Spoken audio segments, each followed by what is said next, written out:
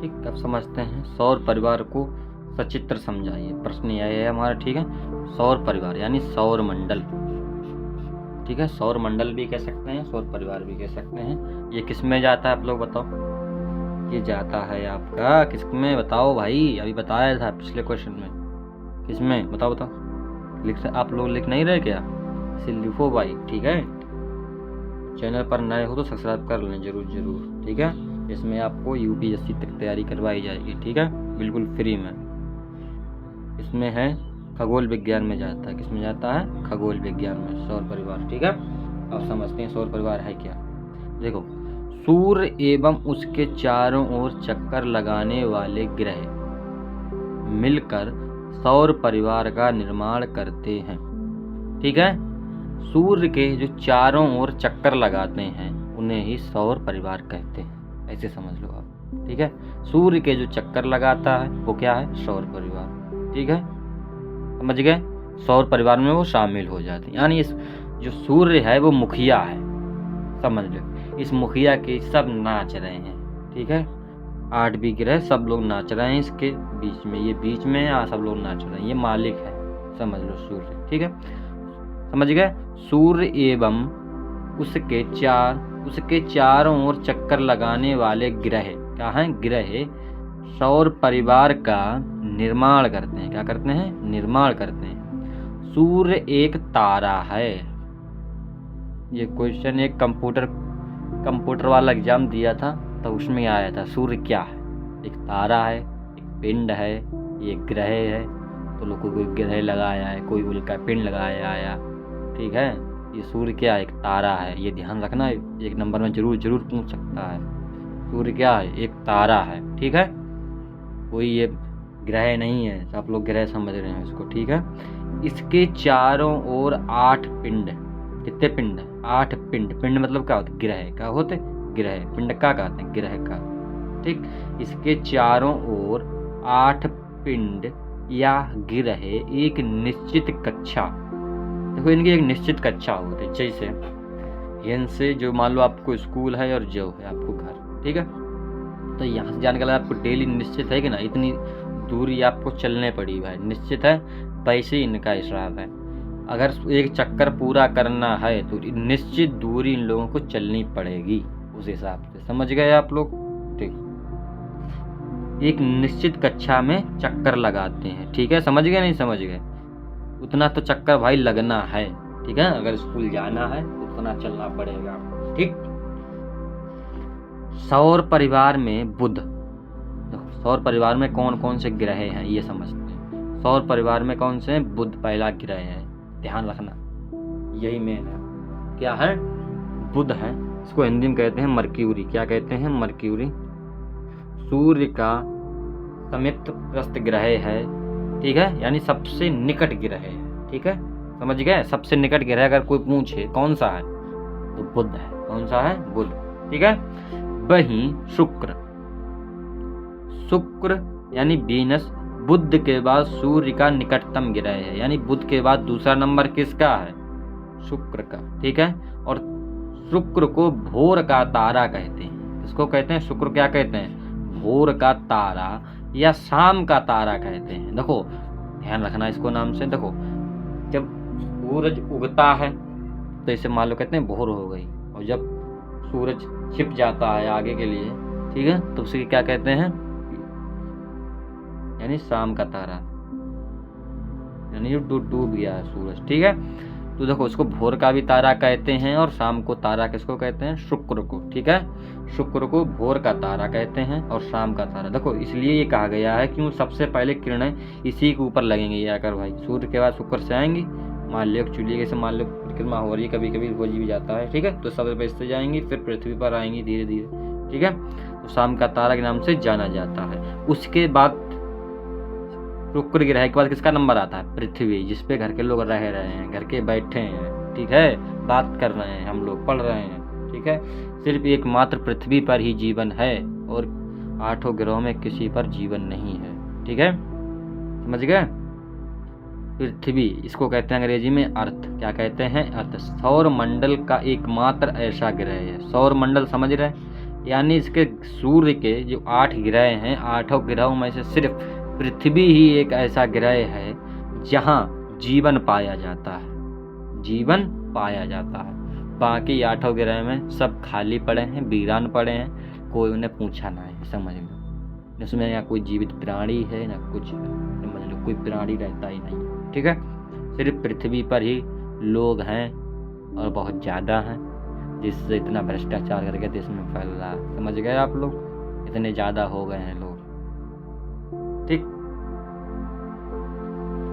ठीक है, पृथ्वी समझ गए, सिर्फ एकमात्र ऐसा ग्रह है जहाँ पर जीवन है, ठीक है। मंगल ग्रह में जीवन नहीं है, ठीक है, किसी में जीवन नहीं है, सिर्फ पृथ्वी में है, ठीक। उसके बाद है पृथ्वी बाद कौन सा ग्रह आता है? मंगल ग्रह। कौन सा आता है? मंगल ग्रह। इसको कहते हैं मार्स। क्या कहते हैं? मार्स। पृथ्वी का निकटतम ग्रह, यानी जो पृथ्वी है घर की, उसके निकटतम ग्रह कौन सो है? मंगल है। कौन सो? मंगल, ठीक है। आकाश में मंगल ग्रह लाल ग्रह तारे के समान चमकता दिखाई देता है।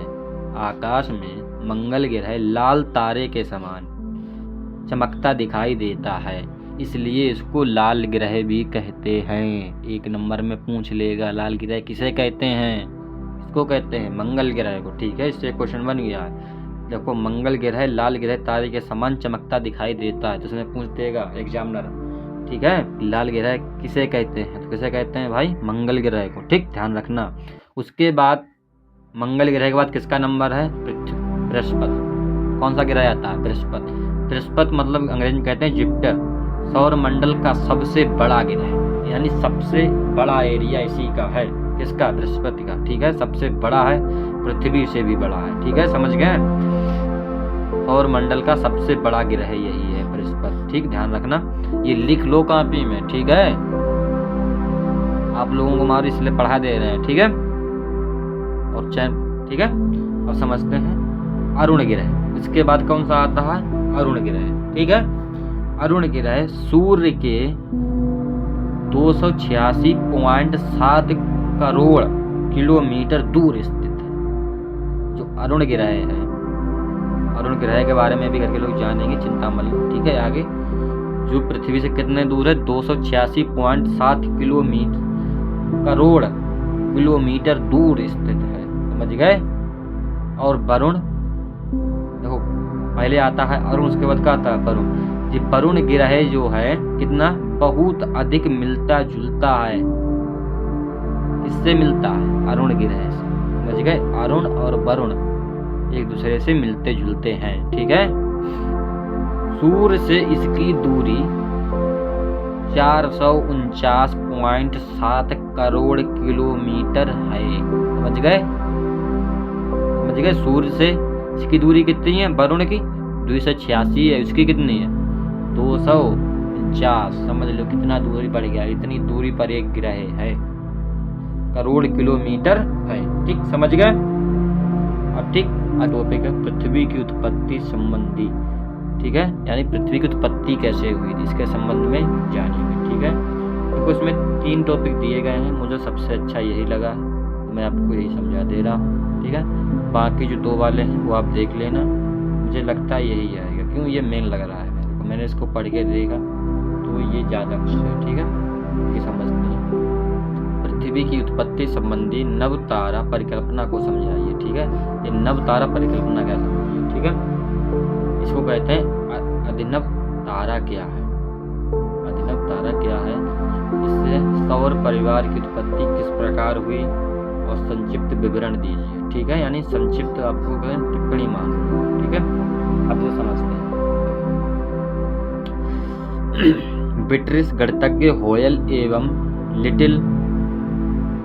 लिटिलटन ने सन 1939 में पृथ्वी की उत्पत्ति संबंधी नव तारा परिकल्पना प्रस्तुत की।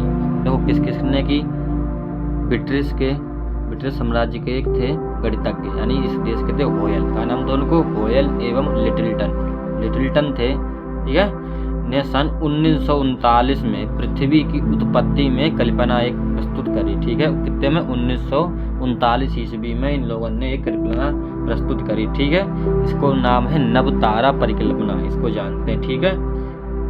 इन विद्वानों के अनुसार सौर परिवार के ग्रहों का 98% भाग भारी तत्वों, यानी जो सौर मंडल की उत्पत्ति कैसे है भाई, इसके बारे में लोग बता रहे हैं कि 98% भाग जो है भारी पदार्थ से बना हुआ है। ठीक है, 98% जो भाग है भारी पदार्थों से बना हुआ है सौर मंडल। ठीक है, इन लोगों के जिनने कल्पना करी है उसके अनुसार। ठीक, जैसे ऑक्सीजन, लोहा, सिलिका, एल्यूमीनियम, कैल्शियम आदि से बना है तथा 2% भाग में हल्के तथा हाइड्रोजन एवं हीलियम है।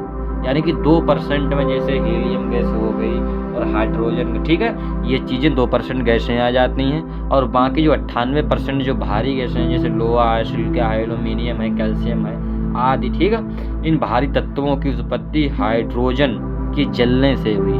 देखो इनकी उत्पत्ति कैसे हुई, ये देखो मेन पॉइंट क्या है, किसके जलने से हुई, हाइड्रोजन के जलने से हुई। ये मेन है, पूरी हमने पढ़ के देखा है इसको, ये ध्यान रखना, यही आएगा परीक्षा में, ये ध्यान रखना, हाइड्रोजन के जलने से हुई। ठीक है, सौर मंडल की उत्पत्ति इन कल्पना के अनुसार किसके अनुसार हुई, हाइड्रोजन के जलने से हुई। ठीक है, ठीक, हाइड्रोजन क्या है, एक गैस है, ठीक है, जो हल्के पदार्थ हैं उनके लिए। ठीक है, इसके जलने से भारी जो 98% थे भारी तत्वों की उत्पत्ति हुई। ठीक, समझते हैं आगे। अंतरिक्ष में सूर्य एवं तारों में, अंतरिक्ष में सूर्य एवं तारों में हाइड्रोजन के जलने से हीलियम की उत्पत्ति होती है। ठीक है, अंतरिक्ष में सूर्य एवं तारों में हाइड्रोजन के जलने से हीलियम की उत्पत्ति होती है। देखो, सूर्य तथा तारों में हाइड्रोजन गैस के जलने से हीलियम की उत्पत्ति होती है। ठीक है, समझ गए, जो सूर्य तारा है उसके जलने से हीलियम और हीलियम की उत्पत्ति होती है। किंतु यदि किसी तारे में हाइड्रोजन के जलने की क्रिया बहुत उच्च तापमान पर होती है, ऐसे मान लो कोई तारा है, ठीक है, उसमें बहुत अधिक तेजी से हीलियम जल रही है, हाइड्रोजन जल रही है, ठीक है, बहुत तेज उच्च तापमान पर होती है, तो वह तारा अभिनव तारा बन जाता है। समझ गए, अभिनव तारा कैसे बनते हैं, वो इसे मान लो कोई तारा है, ठीक है, किसी तारा है, उसमें हाइड्रोजन जो है बहुत तेज चलन लगी है, तो उसमें का ये अभिनव तारा बन जाएगा। ठीक है, समझ गए।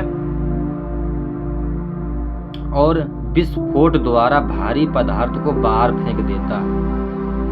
ठीक है, तो कोई चीज जलेगा, आप लोगों ने वो जलाया है कभी, बेल, बेल को जब बगैर फोड़े डाल दो तो क्या होता है, उसके अंदर भी ऐसा ही होता है, वो पहले अंदर अंदर तो जलना लगेगा, जब तक उसमें क्षमता है तब तक तो रोके रहता है पूरे बल से अपने उसको। ठीक है, जब उस पर नहीं रुकता तो एक संग फट से फट जाता है। एक बार तो हम डाल दिए थे ऐसे चूल्हे में, पूरा फट गया था ऊपर तक, तब ऊपर लगा जाकर टीन में।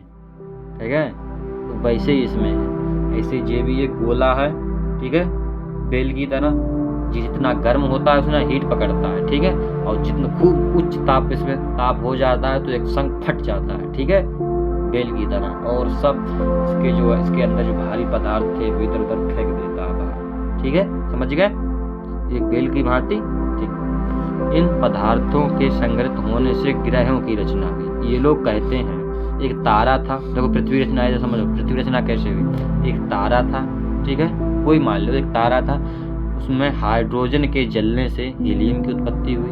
ठीक है, ऐसे मान लो हीलियम की उत्पत्ति तो हुई है। ठीक है, अब कोई तारा कम जले, उनमें हीलियम की उत्पत्ति हुई, कोई तारा बहुत ज़्यादा जल गए, जैसे कोई तारा ऐसे मान लो बेल है, कम जलता है और उससे पहले निकाल लेता है, तो उसमें अगर फोड़ो तो उसमें गैस निकलता ना निकलता, तो उसमें खाली हीलियम मान लो एक तरीका से हीलियम निकल रही है। ठीक, और अगर ना फोड़ रहा हूँ ध्यान रहो, ना निकाल रहा हूँ ध्यान रहो, तो वे क्या करते हैं कि संग बहुत ज़्यादा प्रेशर बनाए कि अपने आप फट जाता है। अब ये फटन से उनके क्या बनेंगे, ग्रह बनेंगे, क्या बनेंगे, ग्रह। ठीक है, जिनको भाई, ठीक है, इन भारी पदार्थों क्या बनेंगे, ग्रह बनेंगे।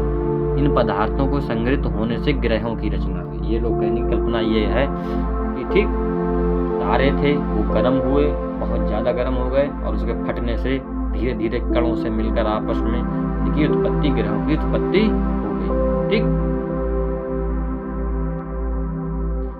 होयल एवं लिटिल के अनुसार, देखो लिटिलन के अनुसार क्या था, देखो मैंने समझा दिया था, बाहर फेंक देते हैं इसकी रचना कैसे हुई। ठीक है, अब देखो आगे समझते हैं। होयल एवं लिटलन के अनुसार अंतरिक्ष में 2 युग्म तारे थे। युग्म मतलब जोड़े के जो 2 तारे थे इनके अनुसार, ठीक, जिनमें से एक तारा सूर्य था, ठीक है, और सूर्य के साथ ही तारों पर हाइड्रोजन जलने की क्रिया अधिक उच्च तापमान पर हुई। ठीक है, ठीक है, वो सूर्य तो चलता ही था, सूर्य के साथ जलने में जो इनके तारे थे उनने भी जलना बहुत उच्च, ठीक है, तापमान पर हुई, जिससे वह तारा अभिनव तारा बन गया। क्या बन गया? अभिनव तारा बन गया। ऐसी स्थिति में तारों में भारी विस्फोट हुआ। ठीक है, मान लो बहुत तेज जले हैं तो भाई विस्फोट तो होगा ही, अभिनव तारा बन गया। ऐसी स्थिति में तारों में भारी विस्फोट हुआ, जिससे बहुत सा पदार्थ तारों से बाहर फेंक दिया गया। तो भाई विस्फोट होगा तो भाई नीचे का जो अंदर का मलबा है वो तो बाहर फेंक ही देगा, नहीं फेंक देगा। ठीक है, जिससे सूर्य ने आकर्षित कर लिया। जैसे किसी ने भाई फेंका, ऐसे मान लो ऊपर फेंका किसी, जैसे मान लो मिट्टी किसी दीवार पर फेंक के मारते हो तो मिट्टी भाई आकर्षित कर लेती, नहीं कर लेती, तो चिपका लेती, नहीं तो चिपका लेती है। वैसे हिसाब से सूर्य ने किया है। सूर्य ने क्या किया है, देखो देखते हैं। सूर्य ने उसे आकर्षित कर लिया। ठीक है, यही पदार्थ बाद में संगठित होकर ग्रहों में परिवर्तित हो गए। इनका कहना है यही जो मान लो इनका मलबा था जो निकल कर जो सूर्य ने उसे आकर्षित कर लिया और यही ग्रह बन गए। इनका ये कल्पना थी होयल एवं लिटलन के अनुसार। ठीक है, जो सौर परिवार के सदस्य हैं पृथ्वी उनमें से एक है। यानी जो कह रहे हैं जो सौर परिवार पूरे सौर मंडल का जो निर्माण हुआ है वो ऐसे ही हुआ है। पृथ्वी भी उसी में से एक ग्रह ऐसा ही है, इनका ये कहना है। ठीक है, समझ गए हैं। अब आगे देखते हैं ये कितना सत्य है कितना असत्य है। ठीक है, इसके बारे में देखते हैं। देखो लिटलन के अनुसार अभिनव तारे से निष्कासित पदार्थ अधिक उष्ण तथा गैसमय होने के कारण, देखो ऊष्मा, देखो कोई भी चीज फटत है तो उसमें बहुत तेज गर्मी से फटत ना, उसमें ऊष्मा तो निकली ना निकली, उसमें गैस भी हुई। कोई चीज मान लो बेल भी, पहले मान लो जैसे बेल खाया आप लोगों ने, फूट जाता है, संग फट जाता है तो निकलता नहीं निकलता है। ठीक है, सूर्य के तारों और बिंब की आकृति में फैल गया। जैसे ऐसे फैल रहा है, जैसे मान लो ये आपका मान लो गोला बेल, अब ये फटा तो एक संग ऐसे फैल गया, पूरा फैल गया नहीं फैल गया, समझ गए, ऐसे ही फैल गया और इसे सूर्य ने आकर्षित कर लिया और ये तारे बन गए। ठीक है, यानी कि ग्रह बन गए, इनका कहना ये है। ठीक है, ठीक, सूर्य के होने के कारण देखो इनमें अधिक गैस थी और ऊष्मा भी थी। ठीक है, और आकर्षित होने के कारण सूर्य के चारों ओर बिंब की आकृति में फैल जाएगा। ठीक है, जो आकृति में भैया फैल गए ना, इसी तरीके से फैल गए। अधिक ताप का के कारण इससे भारी पदार्थ की रचना हुई। देखो आप इस पे देखो सूर्य के पास भाई किसने, अब तुमको गर्म चीज फिर से पकड़ ले तो तुम तो भाई और ताप पकड़ जाओगे, नहीं पकड़ जाओगे। वैसे हिसाब इनका अधिक ताप के कारण इससे भारी पदार्थ की रचना होगी। ठीक है, इस प्रकार ग्रहों के निर्माण में भारी पदार्थ तथा कोणीय संवेग की समस्याओं का हल हो जाता है। ठीक है, किंतु ग्रहों की विभिन्न दूरियां, रचना तथा गति संबंधी प्रश्न अंतराल रह जाते हैं। इसलिए अधिकांश आलोचकों ने इस परिकल्पना को काल्पनिक ही माना है। ये भी ध्यान रखना, ये कोई सत्य नहीं है कि यहाँ पृथ्वी की ऐसी कल्पना है एकमात्र। ठीक है, ये भी ध्यान रखना। ठीक है, और अधिकांश आलोचकों ने इसे